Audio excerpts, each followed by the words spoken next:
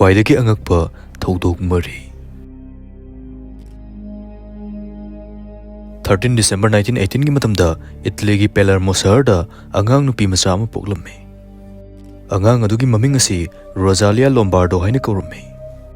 Adubu yamna laibak thiba thodok amana angang si sumnagi chahi ani muk surakpa matamda 6 December 1918 gi matamda pneumonia navadagi sikirame. Mahakna sikriba matam asi magi chahi ani subugi birthday tawgadoba sumnagi hapta ama mukta ngairiba matamdani. Asumna sikibasida magi mama amadi mapa anisi yamna mathwai nungairamte. Makhoi ani na masa asi hinglingai gi sakta maduga chap manana dum lehenba pamki. Maram asina makhoina Alfredo Salafia kauba haksang preserve tawbagi expert ama neklamme. Aduga mahakna secret formula ama sizinaduna angang adugi haksang adu hinglingai gi sakta maduga chap manana preserve tawraga thamki. Angang nupi masa asigi haksang si asukimdik fazana preserve tawbu maramna ngasi chahi chama helabasi hawba hinglingai gi saktamga chap manana tumlaga leibagi saktamda leiri. Maram asina angang si sleeping beauty haina sukhangne. Adubu masida yamna angakpa miyamna thajanaba thodok amasu leikhi. Angang asigi mamit asi karigumba kanda hek pangthorakpa ui haina miyamna thajanakhi. Makhoina angang sudu yengsiluba matamda angang asinasu makhoida amuk yenglakpugum phawi haina phongdokhi. Mafam adugi security camera da phaw mamit asi pangthokpa manba saktam kya thengnakhi. Miyamna thodok asi paranormal oigani haina phongdokhi adubu scientist singna dimasi isam chamba optical illusion haina muk phongdokhi. Coffin asigi matagi thongnaugi glass agi mangal phongsinuna angangi mamaidi yeiba matamda aikhoina mamit asi pangthokpagum ubane haina phongdokhi.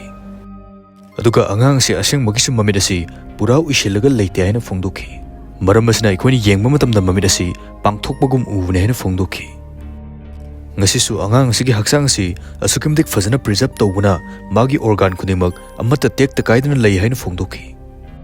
Ngasi amukaina fazana preserve tawraga thamnaba glass na seal tawraga nitrogen gas thajinduna thamlei. Masi Palermo gi Capuchin Catacombs hariba mafam asida thamlemadi miyamna ngasing asisu yengba chanari. Video simati ama samjinbiyo. Kriges India gi khwari pamnaba platform Dinesh Karthingam Tanja Zaman represent the wasigi maramda khangminasi. Join the udal pasani gi free spins fangani.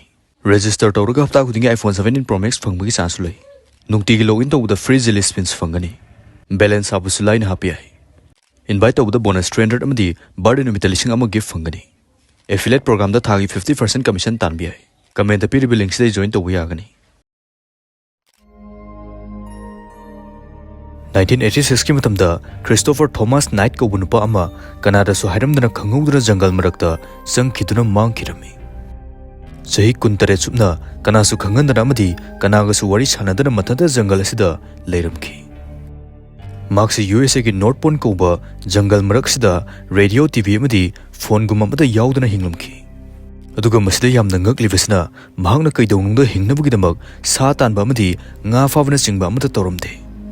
Madugi muhutta mahakna migi mayumdagi huralago ina hingki.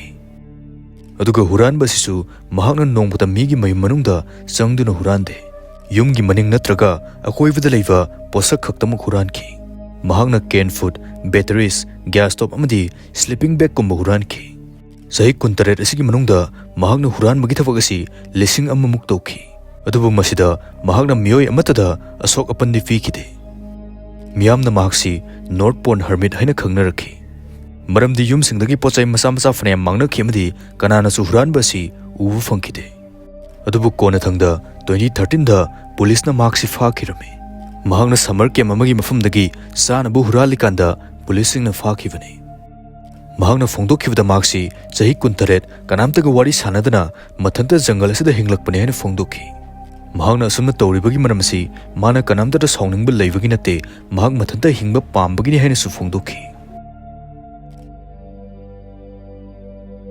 SS Edmund Fitzgerald asi 7 to 9 feet sangba matamatu yamna maming chatpa cargo ship amane. Jahaz asi maru oina iron ore puthokpasin tawnanaba sakhibane.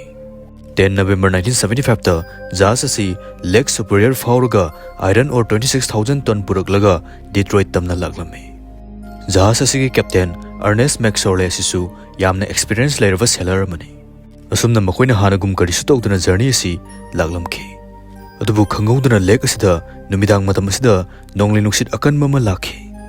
Isingi web asi 35 feet mu wangki amadi nungsisu yamna kanna silamki. Maram asina visibility habadi ubang amagi sangsu yamna nemlami. Aduga tanja asida atopa jahas Arthur M. Anderson asisu lambi asida laklami. Makoina SSN manda radio contact tawduna kaishu tawdabra haina hanglamki. Maduda Captain Ernest na kaishu tawde khudingma control da leiri haina hairaki. Adubu ngayaki matungda khanghauduna SSN manja asi radar dagi mangkhirame.